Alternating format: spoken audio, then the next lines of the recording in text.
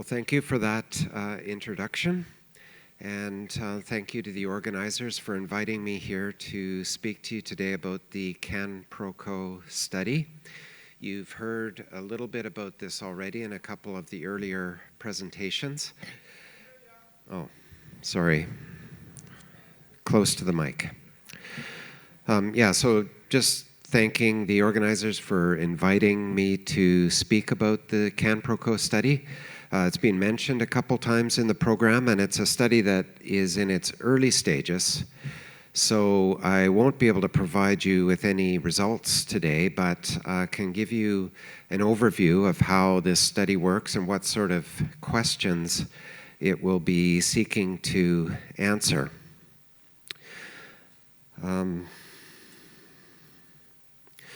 So let me start by just reading the sort of general goal of this initiative.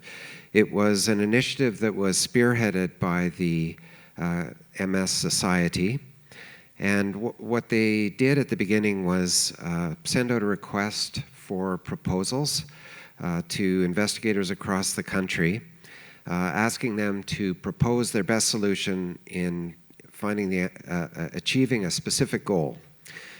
To establish a team of investigators to design a comprehensive study of people living with MS in Canada, and establish the feasibility of and develop infrastructure and protocols for conducting retrospective and prospective studies to answer important questions related to progression in MS.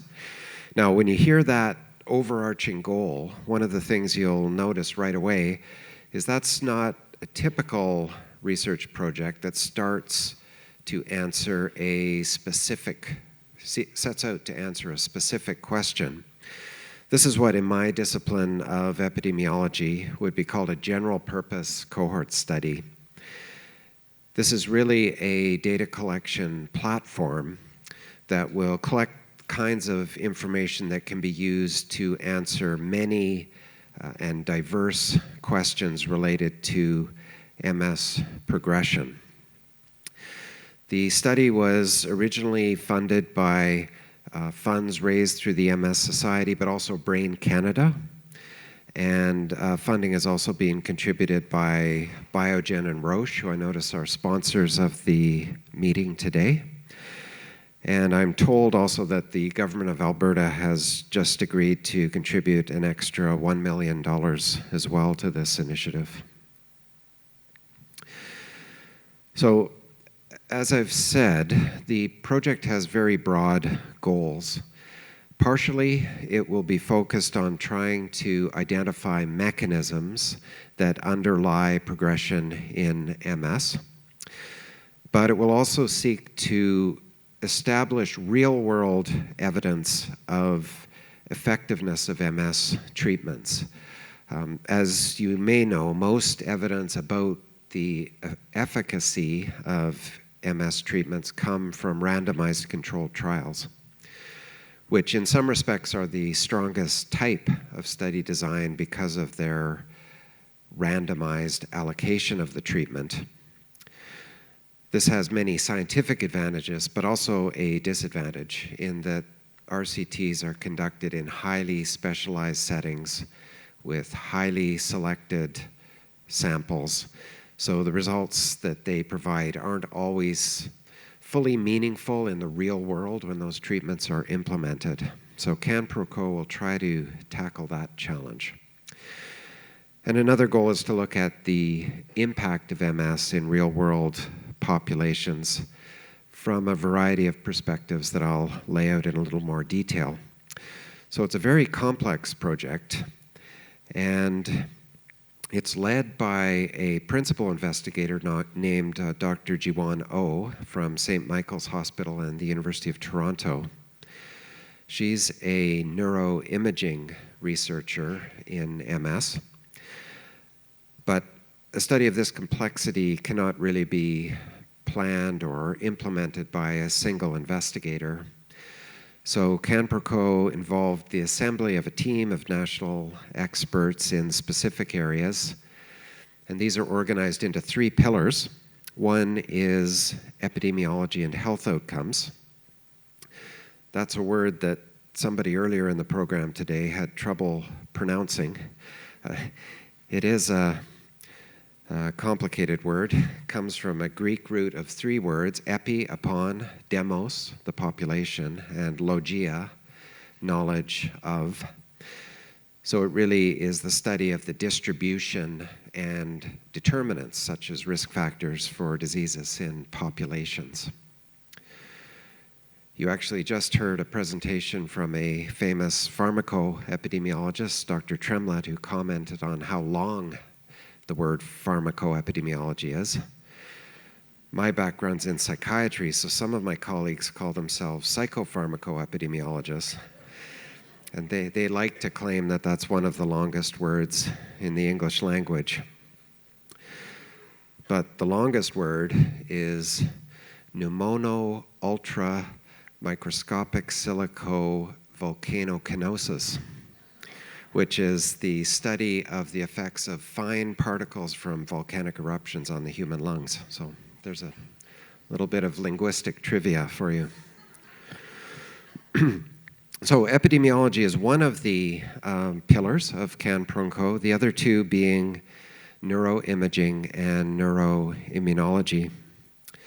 Just to give you a sense of the timeline, the original call for proposals went out in February 2017.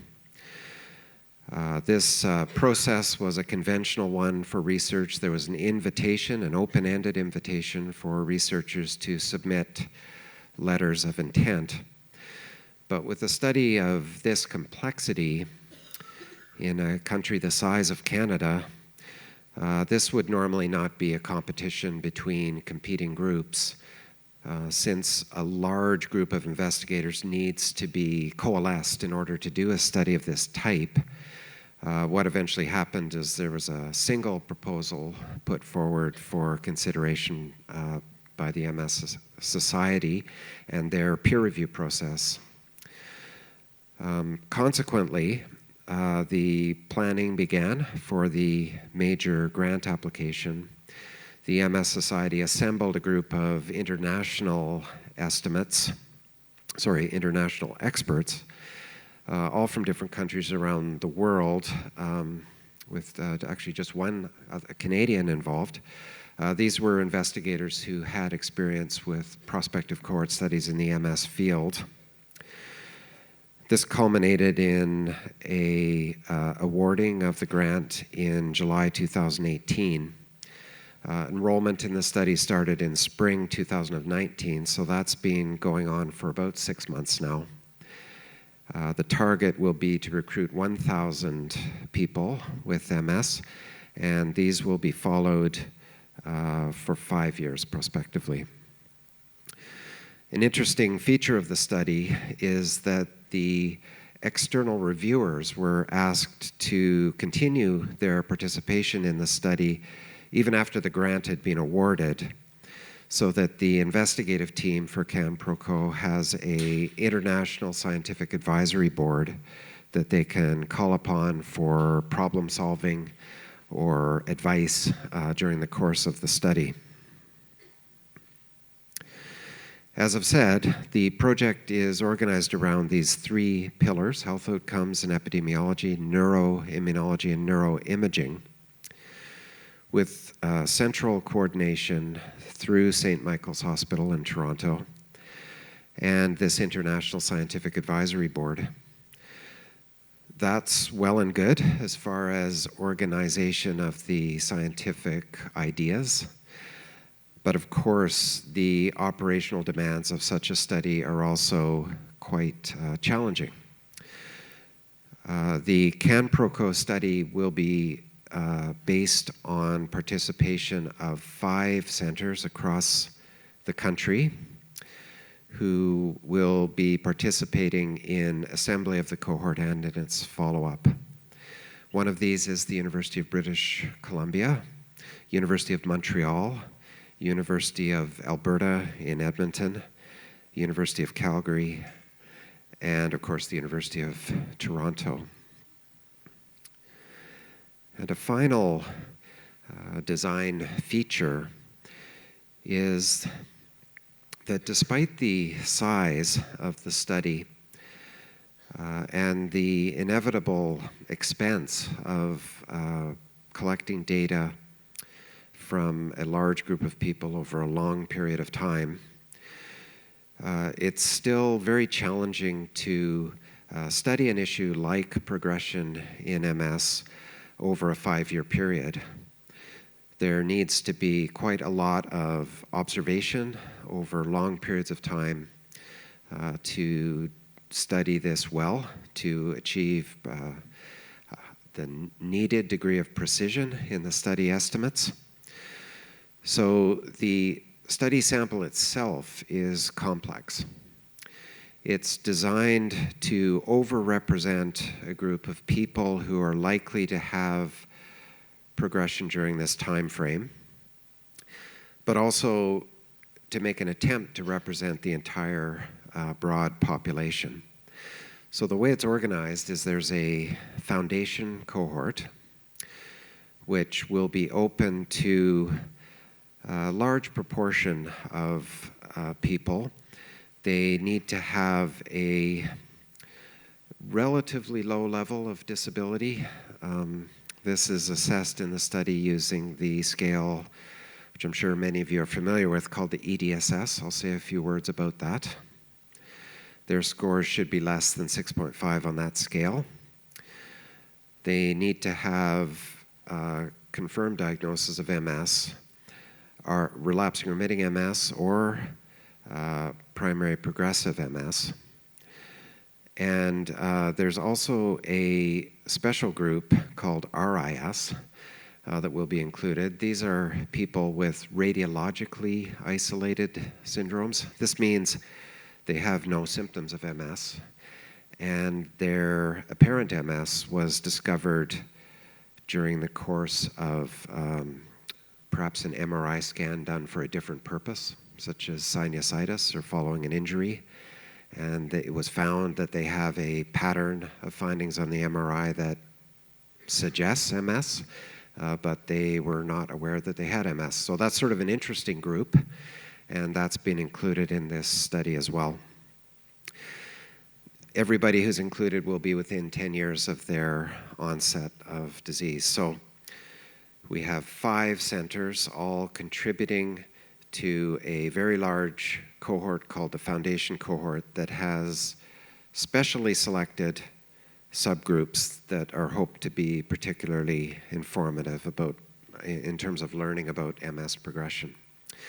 So this is the expanded disability status scale, and you can see that people scoring 6.5 or below would be people who can walk at least about 20 meters without resting, but who are needing ambulation aids.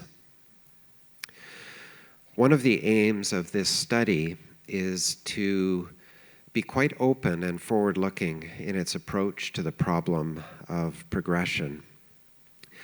When we talk about the study, people tend to assume that we would be interested mostly in the transition that many go through from relapsing remitting MS to a secondary progressive subtype or phase of the disease. These graphics are conventional sort of graphics that show this traditional concept of subtypes, relapsing remitting being characterized by these attacks or exacerbations. And of course, over time, there can be symptoms that begin to accumulate and remain between relapses. But the transition to secondary progressive MS means that there's progression even between the relapses. And then there's this third traditional type, the primary progressive MS. The goal with CanProCo, though, is not to adhere to this sort of traditional subtyping. The aim is to look at progression through a much broader lens. And I think listening today to some of the presentations, you've heard a good part of the rationale for that. Dr. Knox talked about how MS effects in the brain are often offset or compensated by other changes. And there's a school of thought that when we start to see clinical progression, we're not necessarily seeing something that's coincident with neurological disease burden, but which might reflect, for example, an exhaustion or a saturation of natural compensating mechanisms. So this often happens in research when you have concepts, older concepts that have arisen from earlier research, and those are helpful constructs in guiding research and clinical practice. But at some point, it's good to take a step back and look at problems look at them from a broader lens, not through a lens that's being focused by earlier concepts that may have their own limitations connected to them. So at the end of the day, with the final proposal, the CanProCo team will seek to evaluate a spectrum of factors, including biological, microstructural, demographic, clinical, environmental, health systems, and other factors that are associated with the onset of progression, getting distance from the mic again, associated with the onset of progression in MS, and also with the rate of progression when progression is occurring in MS. The Neuro Immunology pillar is going to be taking a detailed look at a variety of immune indicators. The most exciting thing they're doing is looking at cell-specific RNA sequencing. So if you remember your biology, the coding for all the proteins and functions in a cell are in the molecule DNA. When the cell wants to express some of these proteins in order to fulfill its functions, in this case we're talking about immune functions, it will synthesize a copy of a relevant part of that DNA and use that as a template for making the proteins that it makes to carry out its function.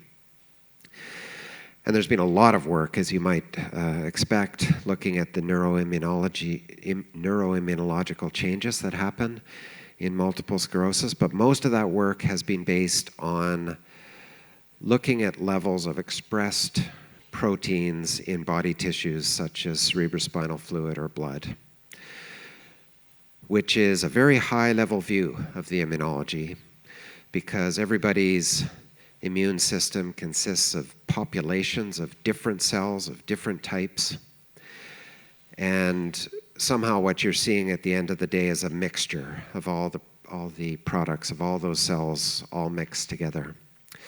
So with single-cell RNA sequencing, what the neuroimmunology pillar is going to be able to do is look at not only specific populations of cells in people with MS, but which proteins are being made by which specific cells and how those are connected to processes of progression. So it has the potential to be a real quantum leap as far as the neuroimmunology goes.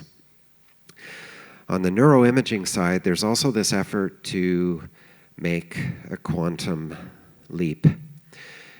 You know, when you have an MRI scan, you go inside a big magnet, which causes all the water molecules in your brain to line up in a particular organization because those are polarized molecules, water is, that line up in a magnetic field according to their poles.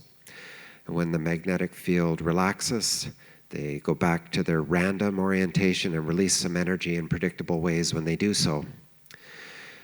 What happens then is all that data is picked up by sensors, which are processed by a computer. And because human beings need to interpret that data, they make all that data into a picture that a radiologist can look at. It's kind of a picture of the brain that can be interpreted by a professional who's used to seeing pictures. Well, CanProCo is going to do all that, but they're also interested in the new opportunities provided by machine learning and artificial intelligence, all of the new developments coming out of the field of computer science. It may be that you don't need to simplify that giant data set that comes out of an MRI scan, make it into a picture so a human can interpret it.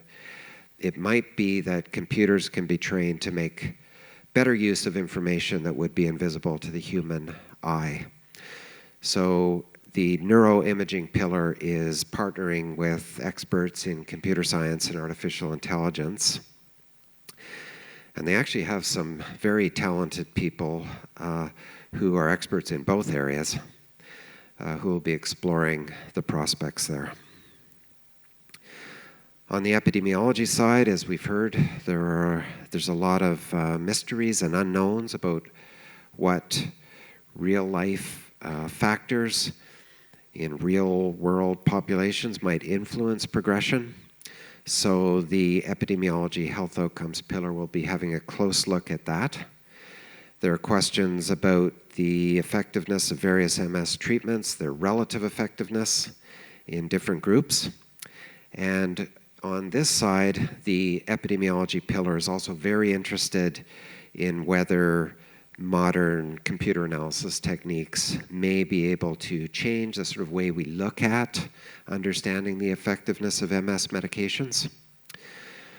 Thus far, our evidence is based on trials, which tell us when you have a large group of people on an MS treatment and a large group of people on a placebo treatment, what's the average difference between those two groups? Hoping that the large numbers will lead to a sort of balancing out of all their individual differences. Can you see a signal when you compare those two groups that would tell you how well that medication is working? But what we'd really like to do would be to say to a particular person with all of their individual characteristics, which drug would be most likely to work, most likely to be safe and tolerable for them. Dr. Tremlett made similar comments. So that's the direction that the real-world treatment outcomes analysis will be going. Many of the new techniques in statistics and the science of prediction in health data science are oriented towards personalizing therapeutic choices rather than treating inter-individual differences as nuisance factors as they have been in the past. So that's all very exciting too. But I think the most exciting part about CAN-PROCO is not these pillar-specific aims, but the great promise that arises when a study is able to integrate these different aims. So it's wonderful to have neuroimmunologists using state-of-the-art techniques to characterize immunological abnormalities that may occur in MS and may contribute to progression of the illness. But what's really exciting is to see that unfolding in a context where you can also see exactly what's happening in the brain through advanced neuroimaging techniques. And you can also follow those people for 5 years or hopefully even longer to identify how those neuroimmunological aspects are connected to their real-world experiences and clinical outcomes. So those are the integrative aims that are so important. Just to give you a rough sense for how this will work, it's a 5-year study. It'll follow 1,000 people. They'll be assessed with a clinical interview and a neurologic assessment every year during that 5-year period. Everybody's MRI data will be collected. The sub-cohorts, the 3 sub-cohorts that I mentioned to you, those will have special research grade MRIs conducted as well.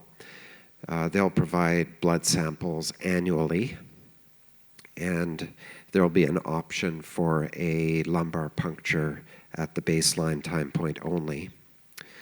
As I've mentioned, there's 3 sub-cohorts. One will be the radiologically isolated group, early phase relapsing remitting MS within 5 years of onset, and this sub-cohort will be required to show some evidence that would suggest a high rate of disease activity since we only have 5 years to follow them. And we would like to enrich the sample with a group where we're likely to see substantial progression over that 5-year period. it was judged in this day and age impossible to recruit such a cohort who were not being treated with disease-modifying treatments, since the clinical goal would normally nowadays to be to get people onto those treatments if they're likely to be effective, as they would be in these high disease activity subgroups, as quickly as possible. So we'll be taking in people that have been on disease-modifying treatments, overrepresenting those who've only been on them for a short period of time. And we'll have about 100 people with primary progressive MS as well. The study will also include a small number of healthy controls, which is considered essential for the neuro immunological studies. A few other features, as with Dr. Tremlett's work, the cohort will be linked to administrative data. This means all of that information about physician visits, emergency room visits, drug prescriptions that they've filled, vital status, and other information that's available through these sources. This will allow us not only to study patterns of health system use, but also to follow up the experience of this group even longer than 5 years. So quite a complex study. The visits will be somewhat time-consuming, so we're very thankful for all of those that have volunteered to participate. I mentioned that there's a clinical interview and a neurological examination. These are quite detailed. The clinical interview, for example, covers a lot of territory, such as quality of life, utilization of health system, visits, workplace productivity for those that are working, anxiety, depression, fatigue ratings, and also having a look at comorbidities, since largely as a result of work that's been done at the University of Manitoba, medical comorbidities such as cardiovascular disease are believed to contribute to MS progression. So this part of it seems fairly conventional, a lot of validated scales. There is actually a effort here to take advantage of modern technologies to ensure that the data collected is of the highest standard. One of the steps that it's taken is to use a software-based alternative to some of the traditional disability measures. This is called the MSPT, the Multiple Sclerosis Performance Test, which will be administered using a tablet, an iPad in this case, which enables a sort of facsimile of some of the traditional tests, like the 9-hole peg test that was discussed earlier by Dr. Levin, as well as some other tests that would be very difficult, time-consuming, and expensive, and probably less accurate to do without the technology. So that's another interesting aspect of the study. We'll be looking at some of the traditional predictors, smoking, vitamin D, consumption, comorbidities, etc., as predictors. So I've already talked a little bit about administrative data, so I won't say too much more about that.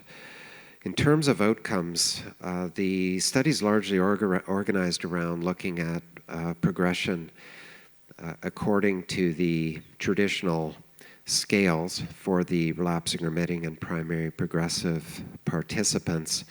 For the people with the radiologically isolated findings, their conversion to relapsing remitting or primary progressive MS will be the primary outcome variable. But the Canprocode group actually was quite hesitant about basing the primary outcomes of the study on these traditional disability measures. A study like this should be forward-looking. the data won't be available for 5+ years. One does not want the findings to be obsolete by that time. So, but nevertheless, the recommendation from the International Advisory Board was that these measures are used around the world. They've become a sort of scientific norm, and that the primary outcomes should be defined in this way. However, the study will look at outcomes defined in many different ways, such as using the radiological, the imaging concepts of progression, as well as immunological progression. Remember, we'll be measuring immunological abnormalities 5 times over a 5-year period, so we'll be able to see progression perhaps unfolding at that neuro immunologic level. And it also has some exploratory elements. One is a partnership with Roche, who has developed an app called Floodlight. Have any of you heard of that? A few of you. This is basically an app designed for use on a cell phone. And it's being developed as a kind of way of monitoring symptoms of MS, both objectively measurable symptoms and more subjective symptoms. So it's a telephone app that you can download and use, if you choose, to begin to collect data on yourself, to collect a sort of detailed profile of all the manifestations of MS as these unfold over time. Now, as an app, it's quite similar to a lot of applications that are available nowadays. It's free, but where you sort of pay for it is that you contribute your data to a large, basically worldwide study called Floodlight Open. Those data are anonymous, but they would be owned by the person contributing them, and Roche would have access to those data. So this is not a core part of CanProCo, but this software is very well developed and forward-looking enough that this has become a component. Basically, how it works is that if people are interested in participating in Floodlight, they will be assisted in how to do that and how to set up the application on their phone. And then it will collect data. I'll give you a little more detail about the kinds of data it collects in a moment. And those participants would then be in a position where they could share the data with the CanProCo investigators, who would merge that data in with the other data that they've been provided through the study itself. And just to give you a sense about this Floodlight application, it has some components that are typical of medical apps that help people monitor symptoms. So it has some tests like the facsimiles, online facsimiles of rating scales for mood and anxiety, for some of the neuropsychological tests that are used to assess cognition in MS, but also some tests that are better done on an electronic device than they would be on with a pencil and paper, such as balance tests and coordination tests that use the motion sensors that are present in a smartphone. And most innovatively, there's also a kind of passive monitoring function. All of these can be turned off or turned on within the app, but the passive monitoring is sort of like a step counter that you see with the fitness apps nowadays. It gathers information when you're not doing anything about how far you're walking and about your balance and variables like that. So, sort of interesting. All of this will be coordinated through a data flow protocol. The This is very complicated, partially because of the very demanding needs for the handling of the biological specimens in the neurobiological data collection. Those need to be rapidly transported and rapidly frozen in very specialized freezers, so there has to be a very careful protocol to make sure that the specimens are accurately stored. So I've given you quite a bit of detail, maybe more than you needed, about sort of the operational details related to CanProCo, what its goals are and how it will work. But I wanted to just add to that a little bit about the sort of scientific philosophy behind the project. I think you've probably heard a little bit of this in my comments already. There's an effort here not to be boxed in to an excessive extent by traditional concepts. The idea is to try to take more of a fresh look at the issue of progression in MS. There's an effort here to be forward-looking in terms of its data collection. So the use of the MSPT and floodlight approaches to data collection is quite advanced and contemporary. And a third aspect that I haven't spoken too much about is to be forward-looking in the way that the data are handled. There's kind of a tradition in science that it's very much sort of driven by individual scientists and their ideas. There's a little bit of ego involved, believe it or not. So people go out and compete for big grants, and then they collect data, and that's their data. And they write papers that are their papers. But these traditions in science are increasingly questioned nowadays. The data really shouldn't belong to one particular person. It's contributed in this case by 1,000 people. It's supported ultimately by funding that comes from the general population in various ways. And also, in order to collect data on this scale, there's no way that it can be fully used. There's no way that its use can be optimized by one or a small group of investigators. So consequently, the plan with CanProCo is that the data as it's collected will be stored in a way that it can be made accessible to the broader community of researchers or other users of the data. So there will be a time when an investigator can simply apply for access to the data and will be able to use that data to address their own research questions. This is a part of a movement called the Open Science Movement that's going to be a big part of the future of scientific research. So, in addition to that philosophy, some very, very advanced methods here in terms of understanding causality from this longitudinal data.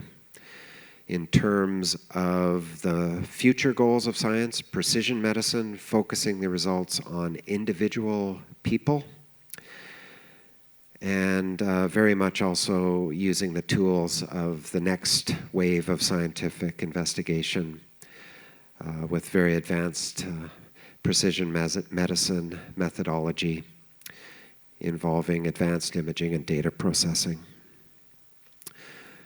And as it stands today, this is a picture of the team,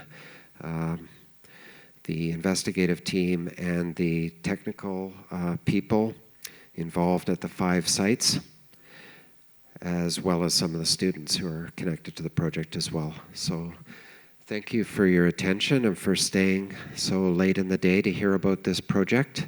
I think this is possibly the first time you've heard about it, but I think in the future this is something that you're going to be hearing a lot about, and hopefully will lead to some really groundbreaking advances in the field of MS. So thank you.